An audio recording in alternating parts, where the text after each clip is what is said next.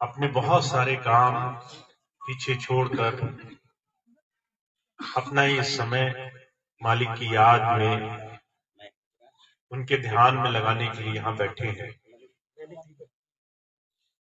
शास्त्रों में सिर्फ इस क्षण, इस घड़ी की बड़ाई की गई है।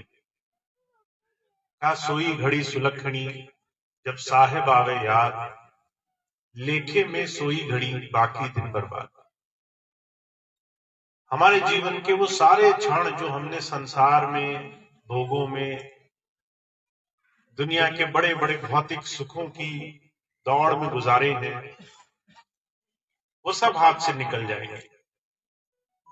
उसका कोई हिसाब हमें नहीं मिलेगा। उन तमाम समय, उन तमाम जीवन के क्षणों में किया हुआ सारा दुनिया का काम यहीं रह जाएगा। सिर्फ वो घड़ी, वो क्षण आपके जीवन में आपके लिए शुभकर होंगे जो मालिक की याद में आपने गुजार दिए हैं। उसकी याद में जुड़ करके जो क्षण आपके बीत गए हैं, और ये क्षण जो सत्संग, गुरु चर्चा, सारे संसार के काम छोड़ करके हमने सदगुरु के वचनों को, उसके सानिध्य को अपने जीवन में उतारने में कमाए हैं, इस क्षणों का बड़ा भारी लाभ मिलता है। स्वामी जी महाराज फरमाया करते हैं, संतों महापुरुषों का संसार में आना सिर्फ और सिर्फ हम सब संसार में भटके हुए जीवों के लिए होता है। संसार में आना नहीं चाहते। किसी भी महापुरुष को संसार में, उस प्रभु धाम को छोड़ करके संसार में कोई प्रीति नहीं रहती। वो आते ही हैं हमारे और आपके जीवन में फिर से उस प्रभु नाम को जागृत करने के लिए। वो नाम जो हम भूल गए, वो नाम जो संसार में, मद माया में, दुनिया में हमने सिर्फ स्वार्थ के लिए याद किया है, उस नाम से प्रीति जगाने के लिए। गुरबाणी में कहा है, सदगुरु आए हैं जगाने सारी नगरी। सदगुरु सिर्फ इसलिए आए हैं कि हमें इस मनुष्य शरीर, इस जीवन की सही मायनों में उपयोगिता समझ में आ जाए, हम जाग जाए, हमें ये समझ में आ जाए कि संसार की बड़ी से बड़ी, कीमती से कीमती चीजों का महत्व वो शून्य है। उस समय जब संसार में हमारा समय पूरा हो जाता है, हमारे जाने की फुर्सत आ जाती है, उस वक्त दुनिया की ये कोई भी चीज हमारे काम नहीं आती। हुजूर मिसाल फरमाया करते थे, सिकंदर बादशाह हुआ, सारी दुनिया का राजपाट उसके पास था, दुनिया की अकूत संपत्ति थी, पैसे की, धन की, राजपाट की कोई कमी नहीं थी। जब आखिरी वक्त आया तो अपनी चंद सांसों के बदले उसने दुनिया भर का खजाना पेश किया कि मुझे 2 घड़ी का जीवन दे दो, मुझे थोड़ी सी मोहलत और दे दो, मैं तुम्हें जो दौलत है सब दे दूंगा। और सारी दौलत, सारी जायदाद, दुनिया भर का राजपाट लेके भी कोई उसे 2 क्षण का जीवन नहीं दे पाया। हमारे जीवन, हमारे इस शरीर का महत्व ये है, हमें अपने जीवन में ये समझ में आ जाए कि हमारा उस प्रभु नाम से जुड़ाव, उस प्रभु नाम से प्रीति कैसे बनेगी। और सिर्फ ये काम कराने के लिए संत संसार में आए हैं, उनका संसार में और कोई काम नहीं है। महाराज जी कहा करते थे, संत ना बैरी देखता है, न पापी देखता है, न अच्छा देखता है, न बुरा देखता है। वो सिर्फ जीवों में जिनके भाग्य में लिखा है उन्हें नाम से जोड़ने के लिए दया मेहर करके हर तरीके से साधन लगाने के लिए आता है। मैंने एक किस्सा पढ़ा था, एक बार एक साधु उसने देखा पानी में एक बिच्छू बह रहा है। उसे मन में दया आई, ये बिच्छू पानी के बहाव में इस पानी की तेज गति में बह करके मर जाएगा। वो पानी में उतर गया और उसे बाहर निकालने के लिए उसने अंजलि में जल भरा, बाहर लाने की कोशिश करने लगा बिच्छू को। धीरे धीरे पानी रिसकर निकल गया। बिच्छू जैसे ही हाथ पे आया उसने डंक मार दिया। उस दर्द से बिच्छू छूट गया, फिर से पानी में बहने लगा। उस महापुरुष ने फिर से दया करी, फिर से पानी भरा। कई बार ये स्थिति बनी रही। हर बार बिच्छू डंक मार देता था, हर बार पानी में बहता था, हर बार महात्मा दया करता था। आखिरी में उसने खूब प्रयास करके, जतन करके उसे पानी से निकाल लिया। एक आदमी जो साथ गया था उसने सारा तमाशा देखा, कहने लगा, अजब मूर्ख आदमी हो, बिच्छू तुम्हें डंक मार रहा है, फिर भी तुम्हें बिच्छू को निकालने की पड़ी है। तो हुजूर इस बात को देखकर कहा करते थे, संत महापुरुष अपनी प्रवृत्ति, अपना स्वभाव नहीं बदलते। का संत न छोड़े संतई, कोटक मिले असंत, चंदन विश्व व्यापक रही, कोटक मिले भुजंग। संत की प्रवृत्ति क्या है? चाहे हम उन्हें समझे ना समझे, हम उन्हें किसी भी रूप में देखें, हम उन्हें किसी भी नजर से परखें, वो अपनी दया मेहर, अपना जीवन का जो कर्तव्य है कि हर एक जीव को नाम से जोड़कर जीवन का सच्चा स्वरूप दिखाना है, उस सच्चे काम से वो पीछे नहीं हटते। इसलिए हुजूर कहा करते थे, सदगुरु की सबसे बड़ी महिमा ये है कि वो हर एक जीव को नाम से जोड़ दे। का सदगुरु मारा तान कर सुरज बंगी मान, मेरा मारा जो बचे तो करना गहूं कमान। कितनी बड़ी बात कह रहे हैं। कहते हैं अगर मैंने किसी को नाम से जोड़ दिया तो उसका कोई बाल भी बांका नहीं कर सकता, उसको तो फिर मैं ही बचाऊंगा।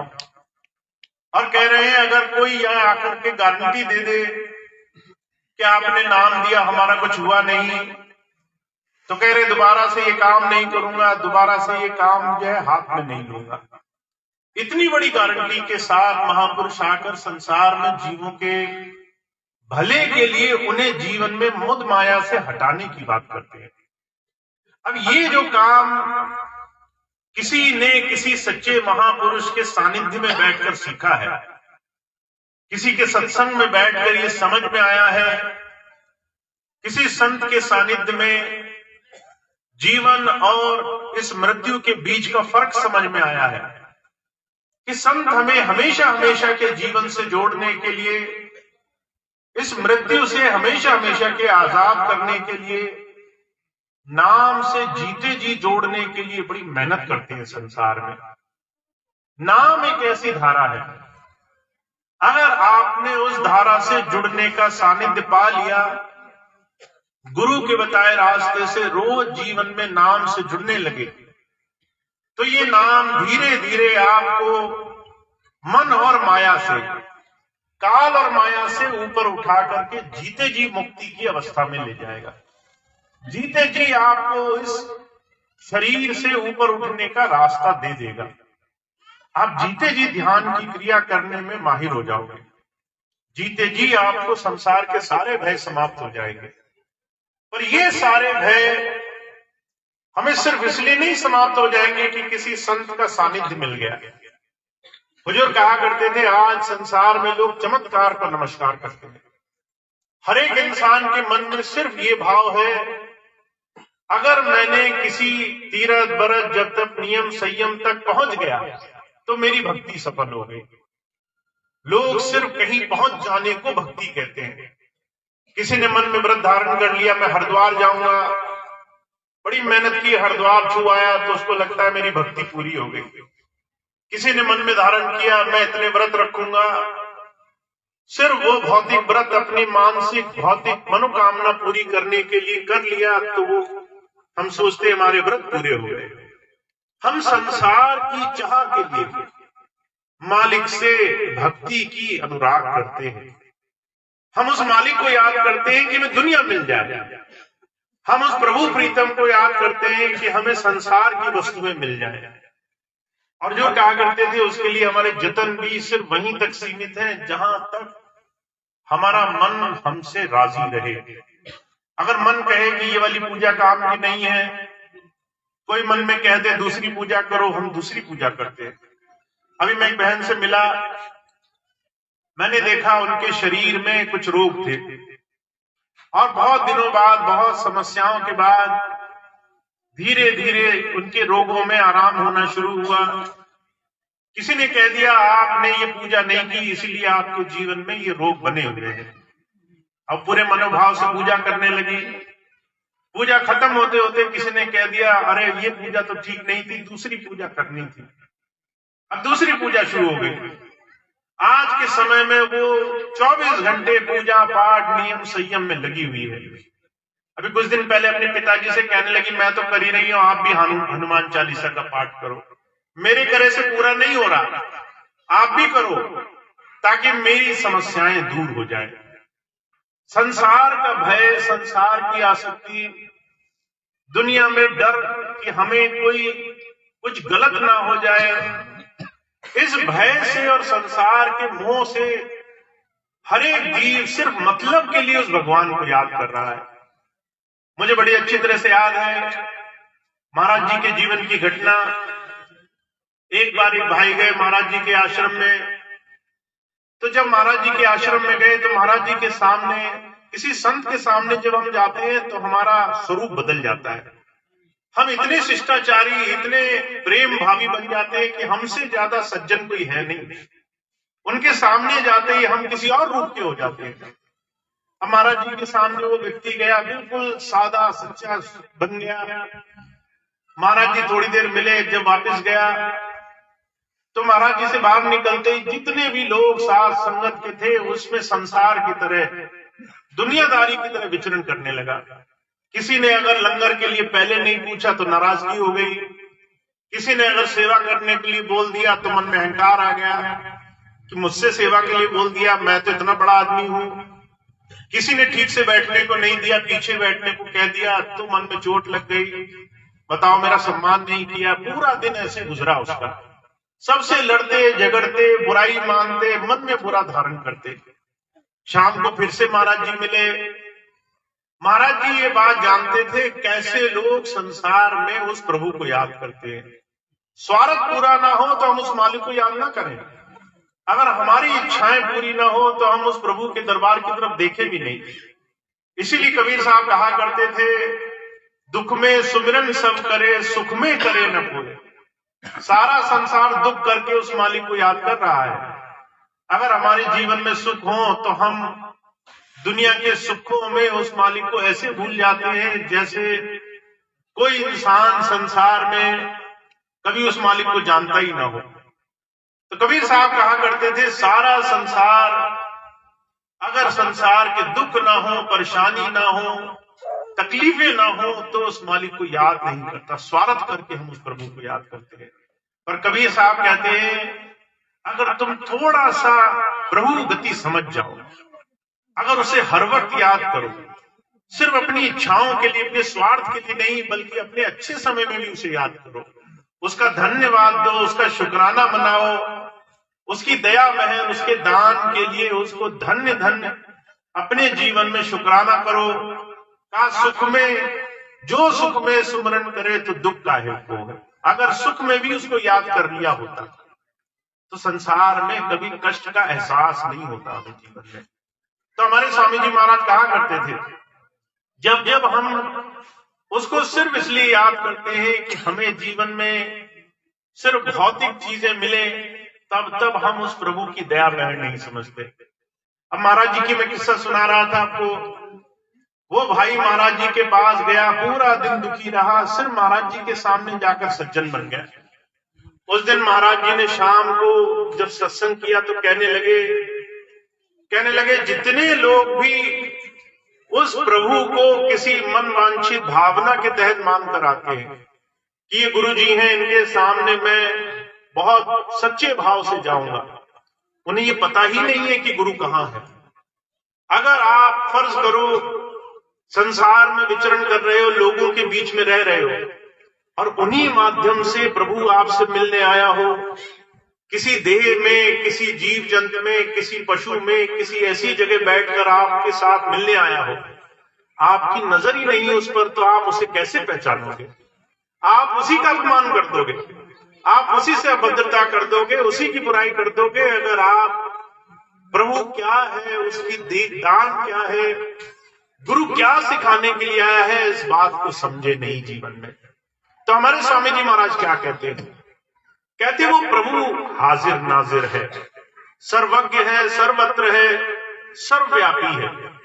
अगर वो किसी शरीर में है तो जीव जंतु में भी है, अगर किसी पशु में भी है तो किसी पेड़ पौधे में भी है। अगर तुमने उसे सिर्फ एक स्वरूप में पूजा और बाकी स्वरूपों की तुमने अनादर किया, अगर घर में बैठे भगवान को, मूर्ति रूप को तो पूज लिया तुमने, पर जो है अपने माता पिता, भाई बंधु, बच्चे, किसी और ऐसे का अनादर सिर्फ इसलिए कर दिया कि मेरा मान बड़ाई मेरे से ऊपर है, तो कहीं न कहीं तुम्हें ये नहीं समझ में आएगा कि कब किस बहाने तुम उस प्रभु का ही अनादर कर बैठे हो। तो हमारे स्वामी जी महाराज क्या कहते हैं? कहते हैं सबसे प्रेम भावना, सबके लिए उस प्रभु की मौज, उसकी दया महज समझना, ये गुरु ही सिखाने के लिए आता है। इसलिए हुजूर कहा करते थे, उन्होंने एक नारा दिया, do good, be good, be one. अच्छे काम किया करो। अगर तुम्हें जीवन में किसी से प्यार से बोलने और किसी से कड़वाहट बोलने के बीच में चुनाव करना पड़े तो प्यार से बोला करो। अगर किसी की हानि और किसी का लाभ करने में चुनाव करना पड़े तो किसी का अच्छा करने के बारे में सोचा करो। अगर तुम्हें घर में बच्चे, माता पिता, बहुत सुंदर परिवार मिला है, अगर उनकी सेवा या उनको दुत्कारने के बीच में एक चीज का चुनाव करना पड़े तो भला करने के लिए सोचा करो, क्योंकि जब तक अच्छा नहीं करोगे हमारे अंदर वो प्रभु प्रकट नहीं होगा। इस बात को दुनिया के सभी महापुरुषों ने बयान किया है। आप सिर्फ आंख मूंद कर साधना नहीं कर सकते, आपको आंखें खोल करके साधना करनी पड़ेगी। संसार में 24 घंटे, हर पल हर घड़ी जो भी कर्म आप कर रहे हो, उस कर्म में शुभ कर्म लाने पड़ेंगे। शुभ कर्म के बाद ही आप निष्काम कर्म योगी बनोगे। पहले हमारे संसार के भोगों से हमें शुभ कर्म करना आता है। पहले हमें हर कोई काम जो अपने स्वार्थ के लिए करते थे, उसमें हमें सबकी भलाई देखने का भाव आ जाए। ये नया रास्ता हमें जीवन में गुरु सिखाता है कि आपको जीवन में अच्छाई की तरफ चलना है। एक बार अच्छे काम करने शुरू करो, फिर क्या होगा? कहा कि आप खुद में उस अच्छाई का स्वरूप देखोगे, आपके अंदर आपका अस्तित्व अच्छाई का बन जाएगा। लोग दूर से देखेंगे और कहेंगे ये वो सत्संगी है जिसका गुरु नाम शब्द की चर्चा करता है। इसकी अच्छाई ये है कि लोगों से मीठा बोलता है, इसकी अच्छाई ये है कि अनादर नहीं करता है, इसकी अच्छाई ये है कि घर में कोई आ जाए तो अगर सिर्फ जल हो तो सिर्फ जल पिला करके उसका सम्मान करता है। किसी भी सत्संगी के जीवन का आदर्श उसके द्वारा गुरु की वो सीख है जो उसके जीवन में समा जानी चाहिए। महाराज जी बाबा सावन सिंह जी महाराज के जीवन के समय की घटना है। उनके समय में कई बार कचहरी में, न्यायालय में, वहां पर अगर किसी सत्संगी को बुला लिया जाता था और सत्संगी अगर गवाही दे देता था कि ये चीज ऐसी है और गुरुजी का नाम वहां जुड़ जाता था कि ये फलाने गुरु का शिष्य है, तो जज इस बात को वैसी की वैसी मान लेता था। कहता था बाबा सावन सिंह जी महाराज का शिष्य है, मुझे यकीन है ये जो बोलेगा सच बोलेगा। तो जो कहा करते थे ऐसी बड़ाई तब प्रकट होती है जब हम गुरु को अपने मन मंदिर में धारण कर लेते हैं, गुरु के वचनों को अपने जीवन में धारण कर लेते हैं। तो महाराज जी कहा करते थे नेक कर्म करो, शुभ कर्म करो। संसार में मन वचन कर्म से जीवन में ऐसा जीवन बनाओ कि प्रभु कभी भी आ जाए और तुम उसका अनादर न कर पाओ। किसी भी रूप में आ जाए तो तुम उसको प्रेम करो। किसी भी क्षण तुम्हें दिखाई दे तो तुम्हारे मन से सद्भावना निकले, तभी तुम एक बन पाओगे। और आखिरी बात महाराज जी कहते हैं बी वन, तभी तुम उसका रूप बन पाओगे, तभी तुम मुक्त रूप बन पाओगे, तभी तुम इस आपा सांसारिकता से इस मद माया से, दुनिया के फसावे से बचने के रास्ते पर चल पाओगे। अब इस चीज को करने के लिए जब संत आते हैं तो हमें जीवन में कई तरह की परखी देते हैं। कहते हैं आपका ये जीवन है, ये आपको ऐसे ही नहीं मिला कि इसको जवानी से लेकर बुढ़ापे तक धीरे धीरे जर्जर करके हमें समाप्त करना है। ये नाश करने वाली वस्तु नहीं है। इस शरीर को आपने इसलिए पाया क्योंकि इस शरीर में आपको बहुत सारे युक्ति जतन ऐसे बनाने हैं जिससे इस शरीर की उपयोगिता बढ़ जाए। महाराज जी कहा करते थे, इसको आप दुनियावी मिसाल से समझो। एक आदमी है, उसने अपने जीवन में किसी चीज का महत्व नहीं समझा, वो चोर बन गया। दूसरा, जिसने जो है हर एक चीज को बहुत परख के किया और जीवन में सेवा भावी से बहुत बड़ा ऐसा सेवा के काम में जुट गया जिससे समाज की, संसार की, हर एक जन की सेवा कर रहा है। एक ही जीवन, दो लोग, और दोनों ने जो उसका अर्थ निकाला वो अपने जीवन में वो काम करने में लगा है। ऐसी घटना कुछ महाराज जी के जीवन में हुई। महाराज जी के जीवन में एक पिता थे, उसके दो बच्चे थे। पिताजी बड़े दुखी रहे, सारा जीवन पैसे को तरसते रहे, गरीबी, बेचारी, लाचारी में जीवन समाप्त हो गया। दो बच्चे थे छोटे, दोनों पिता को देखा। दोनों ने पिता को देख करके अलग अलग भाव मन में अपनाया। एक ने सोचा, मेरे पिताजी को ही जब आज तक कुछ नहीं मिला तो मैं क्या करूंगा। उसने मन में कड़वाहट भर ली, मन में सिर्फ अभाव भर लिया, मन में सिर्फ नकारात्मकता, दोष भर लिया। हर रोज अपने आप को इसी अग्नि में जलाता था।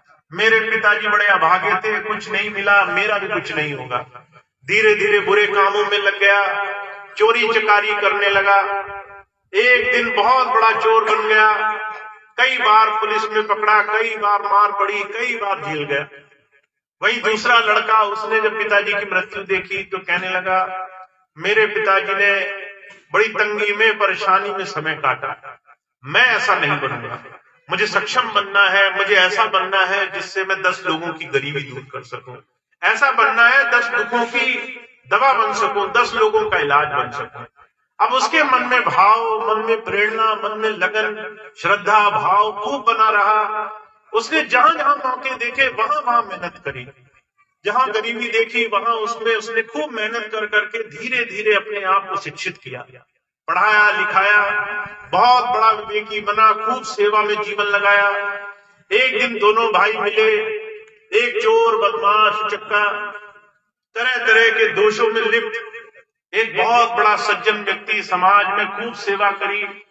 महाराज जी कहा करते थे, दोनों ही के जीवन में एक ही दुख आया। एक के दुख ने उसे विषय में, भोग में लगा दिया, एक के दुख ने उसे दुनिया का सबसे सज्जन व्यक्ति बना दिया। तो आप ये मत सोचो संसार में आप जो करोगे वो सिर्फ आपको प्रकृति कराती है। प्रभु आपको रास्ते देता है इस मनुष्य जीवन को सार्थक बनाने के लिए। गुरु की संगत आपको साधन देती है अपने जीवन को इस तरीके से जीने के लिए जिससे आप जीवन में हर एक क्षण अपने जीवन से कुछ ऐसे कर्म करो जिससे संसार में सिर्फ लोगों का भला हो, लोगों की सेवा हो। और इसीलिए स्वामी जी कहा करते हैं, मानव सेवा प्रभु भक्ति है।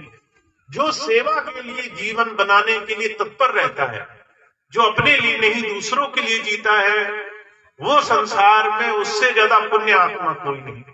भगवान कृष्ण ने गीता में कहा है, जो सबके लिए, दूसरों के लिए अपने जीवन को जी रहा है, उससे ज्यादा इस संसार में प्रभु की दया महर, उसकी भक्ति को किसी ने समझा नहीं है। तो हम और आप संसार में जो प्रभु भक्ति के लिए जीवन लगा रहे हैं और बहुत बहुत जतन करते हैं, पूजा पाठ, जप तप, नियम, संयम, साधन, ये सारे गुरु नाम के बगैर अधूरे हैं। कहा, गुरु बिन माला फेरते, गुरु बिन देते दान, गुरु बिन दान हराम है, जा पूछो वेद पुराण।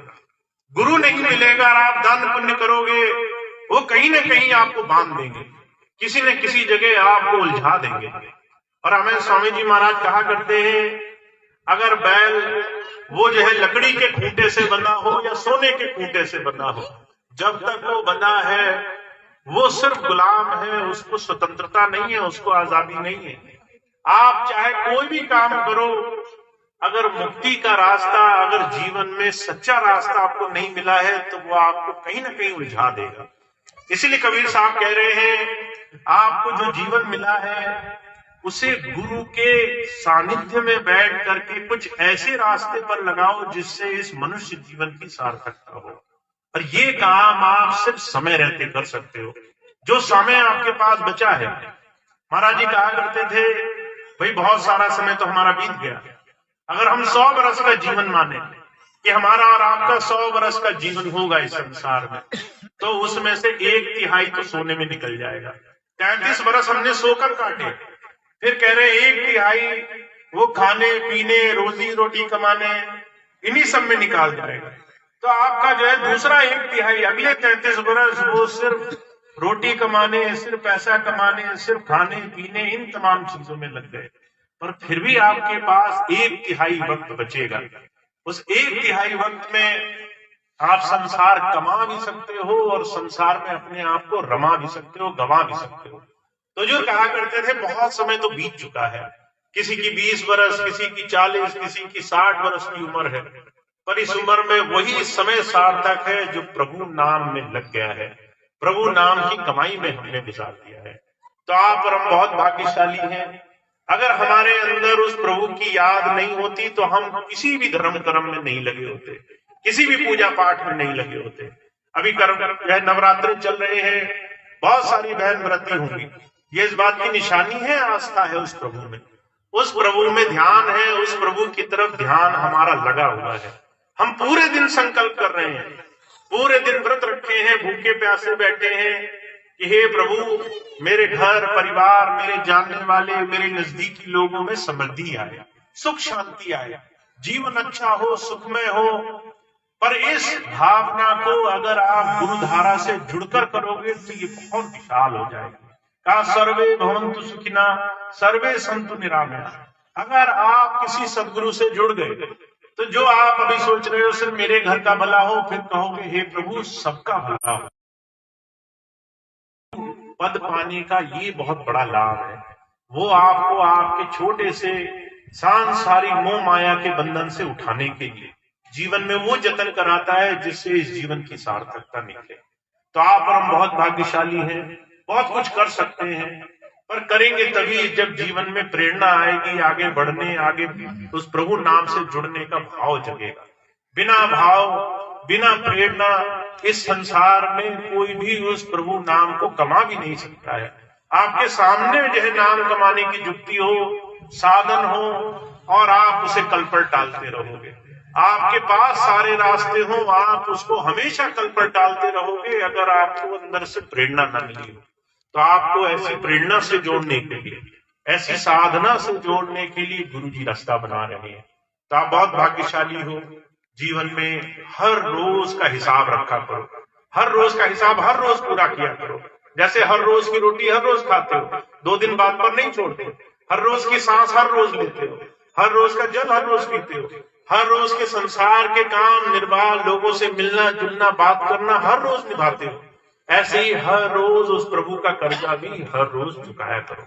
हर रोज उस प्रभु नाम का नाम हर दिन रात होने से पहले, सोने से पहले इस काम को करना है। और महाराज जी कहा करते थे नवरात्रों से अच्छा इसका और कोई हमारे जीवन में मार्गदर्शक नहीं होता। नवरात्रि ये संकल्प का सूचक है। आप व्रत लेते हो, संकल्प लेते हो, और व्रत और संकल्प का मतलब है जब तक एक काम पूरा नहीं होगा तब तक मैं ये चीज करता रहूंगा।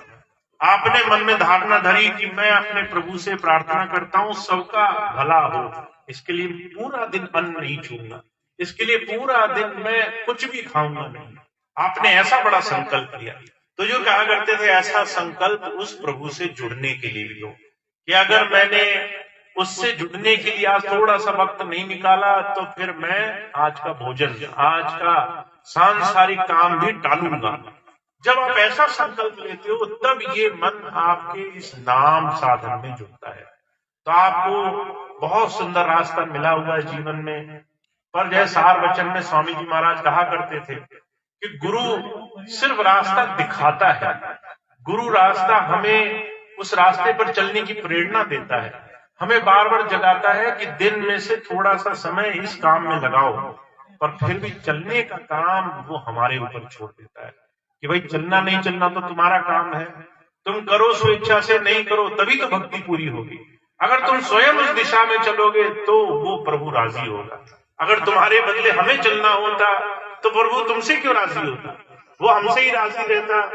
वो तुमसे राजी तब होगा जब तुम अपने कदम उसकी दिशा में बढ़ाना शुरू करोगे। तो गुरु जी रास्ता दिखाते हैं, हमें खूब प्रेरणा देते हैं, चलने की हिम्मत ताकत देते हैं, पर कहते हैं कि भाई समय निकालना तो तुम्हारा काम है। तुम जब अपने घर जाओ और पूरा दिन तुम्हारे सामने हो, उस वक्त दुनिया के काम के साथ साथ तुम्हें मालिक की याद आ जाए, ये काम तुम्हें करना है, ये समय तुम्हें निकाल कर देना है। इस तरह से ध्यान साधना अंतर उसको याद करने के रास्ते के लिए अपना फुर्सत का समय निकाल कर देना आपका। तो हमारे स्वामी जी महाराज इस बात को समझा रहे हैं, कहते हैं आपको संसार में सारे भौतिक सुख मिलेंगे पर वो क्षणिक होंगे, मरने से पहले सब यही छुड़ा लिए जाएंगे। यहां तक कि शुभ कर्म भी, वो भी एक समय सीमा तक ही साथ देते हैं। तो आपको उससे भी आगे बढ़ने का रास्ता गुरु नाम से सीखना है, गुरु नाम से जुड़ने का रास्ता आपको जीते जी पा लेना। तो यही बात स्वामी जी की है जो मैंने आपकी सेवा में रखी। जो भाई बहन इस साधन को जानते हैं उनसे बड़ा भाग्यशाली कोई नहीं, उन्हें बहुत कुछ जीवन में मिला हुआ है। पर जिन्होंने अभी पहली बार इस बात को सुना है, नाम क्या है, शब्द क्या है, उनके पास सुंदर मौका है, इस धारा से जुड़ सकते हैं, नाम दीक्षा जीवन में लेकर के उससे जुड़ करके। तो आप जिन्होंने नाम ले लिया, खूब भजन किया करो, हर रोज खूब नियम व्रत से अपने मालिक को याद किया करो। जिन्होंने नहीं लिया वो जो है नाम ले करके इस रास्ते को जीवन का हिस्सा बनाओ, इसको जीवन का अभिन्न अंग बनाओ। तो यही बात मैं कहता हूँ।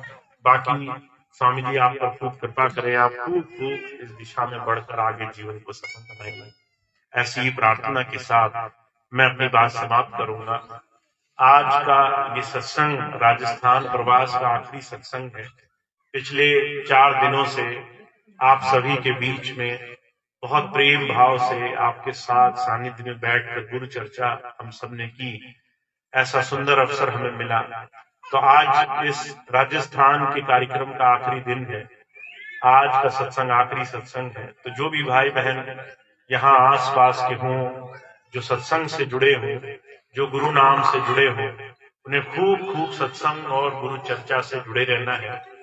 और जो पहली बार आए हैं उनके लिए बड़ा सुनहरा अवसर है, वो नाम क्या होता है, दीक्षा क्या होती है, इसको समझ सकते हैं, इसको सीख सकते हैं, इसका लाभ उठा सकते हैं। तो इतनी बात कह के मैं अपनी बात समाप्त करूंगा। आज का कार्यक्रम यहीं समाप्त होगा। हमारे हर एक क्षेत्र में हर सप्ताह एक सत्संग स्वामी जी की, उनकी मौजूदगी का होता है, चाहे वो कोई भी सेंटर हो, जयपुर सेंटर हो, हिरनौदा हो, यहाँ आपके क्षेत्र में हर हफ्ते सत्संग होता है। आप अगर आज नाम दीक्षा ले लें या फिर आपने ले रखी हो तो सत्संग में जरूर जुड़े।